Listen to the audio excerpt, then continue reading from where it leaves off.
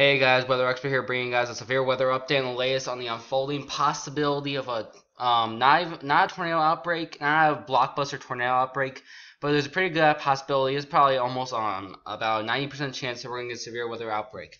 Now, before you dive into the models, you gotta look at how your storm is evolving before you even look at it. Now, what you guys can see here is we got a trough over here bringing us nice cool air over here. It's gonna be moving out to the east and give some northeast some pretty good heavy rain over there. But we also have, this trough. We have this blockbuster trough in November, which always represents possibility of severe weather, which is what's going to result. And guess what? Oh, that's PC. Okay, I'm just going to exit out. But let's see. We got a high pressure over here. And let's see. If we get a high pressure over here, and you got a low, and you got a trough over here, what's in the middle? Yeah, you guessed it. A tight pressure gradient. And look at these winds. They're accelerating. And this is what you call This is what you call a pretty good setup for severe weather. You get a little jet streak that's forming over here, and when you get a jet streak over here, the winds tend to increase. And in the area where the jet streak is, let's say it sets up here, in this area is the most rotation in the atmosphere and the most winds, and it can overlap the Cape values. And it looks like this area is going to set up. The trough's going to dig down. It's going to kind of move up. So this will probably set up shop right around here. And I expect these areas right here to get blasted by this storm. And there could be some pretty well organized supercells. I'm not saying some wedges like people say, like, wedge tornadoes and stuff like that. I'm just saying there's a possibility of some pretty good tornadoes. I mean, when I say pretty good, I mean like some pretty strong tornadoes. But let's go to my Twitter before we dive into the models. Let's see if we can pull it up right here.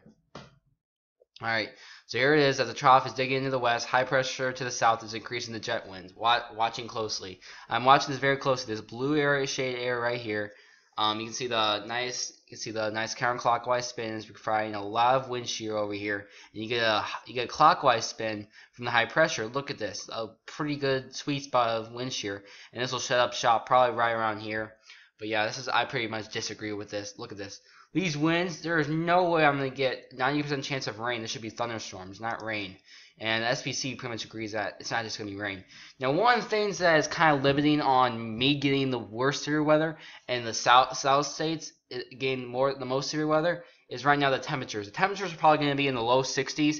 I want mid-60s would be ideal for the perfect severe weather event right now. Well, of course 80, 90, 190 degrees would be, the best for severe weather, but in the fall you don't get that usually. You can get 70s. Mid-60s would be ideal for me, but you have to go down to the south over by Tennessee, Missouri, and Arkansas, and that's probably where the most severe weather. But the NAM 4 kilometers, I'm going to show you in a minute, is a completely different story. Here's the SPC right here.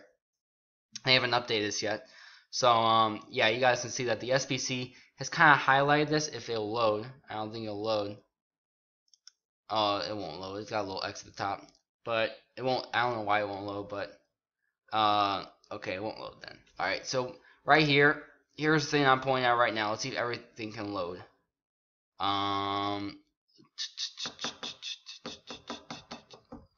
Yeah, these pictures won't load. My computer probably, oh no, it's gonna load. No, wait.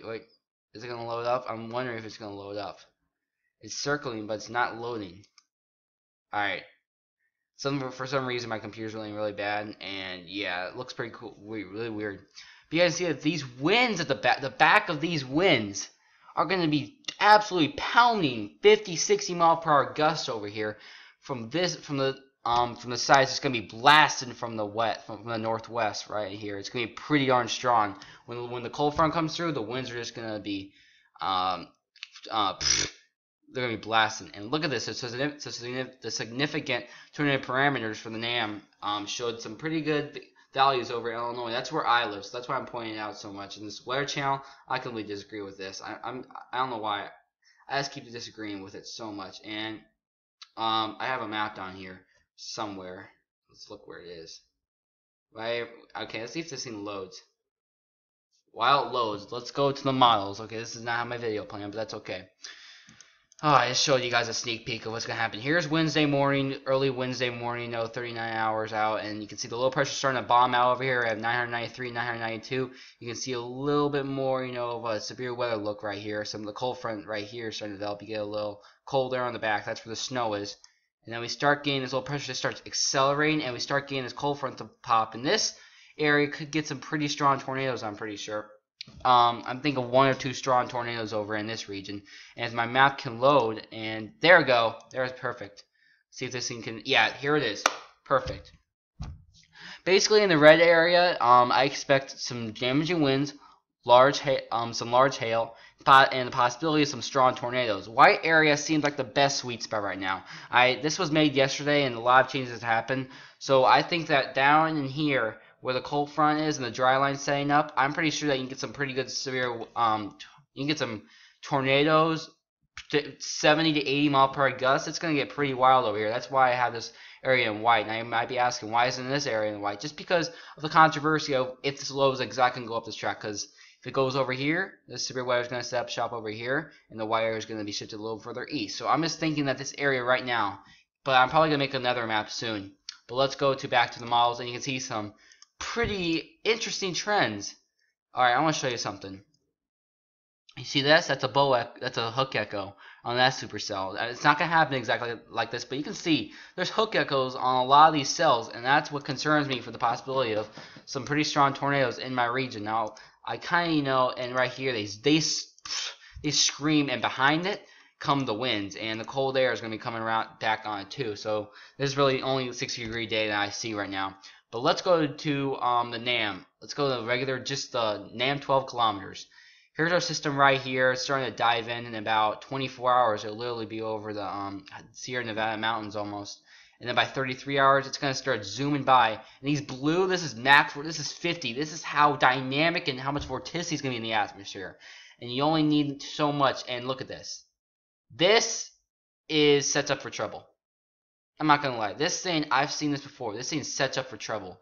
That's a perfect cold front severe weather event with tornadoes in there with supercells. This is like not April 9th exactly, but you know, it's pretty darn interesting to me. But one of the things I want to take you guys from here, and I'm gonna put snipping tool up on here. All right, so we're gonna put snipping tool right here, and we're just gonna draw on here, and let's see. Right now, here are my current thoughts. I'm gonna put a little red tool right here. If you guys don't use snipping tool, this is how you can embed images. You can post them on stuff. Okay, just click the save button. All right, so if the system came over here with a little pressure right here, basically this whole area right here, right around here, I would think this is kind of bad. Right here, on this mile run, this area had the best severe weather chance. Even though you see some blues down here, it doesn't have the best it doesn't have the best vorticity dynamics, but we gotta keep an eye on this area because I can shift this area can bomb out. I've seen Oklahoma do it too. So if I would extend it probably maybe a little bit, I'd probably do this probably like something like this, something like that, or no, like this, like that. That looks perfect. That looks like a good one. I think this area probably has a good chance of getting blasted by the system from the vorticity ahead of it. This thing's going to be launching the low-level jet. The nice warm moist air coming up. You can get some pretty darn... I don't know why I just made that sound. That's pretty annoying. But yeah, guys, that's really that's all I really see. I just see a pretty strong severe weather event around here, and I'm pretty sure we can see some pretty strong tornadoes over here. But yeah, guys, that's great. I hope you guys enjoyed this video. I'll see you guys in the next video. Peace out, y'all.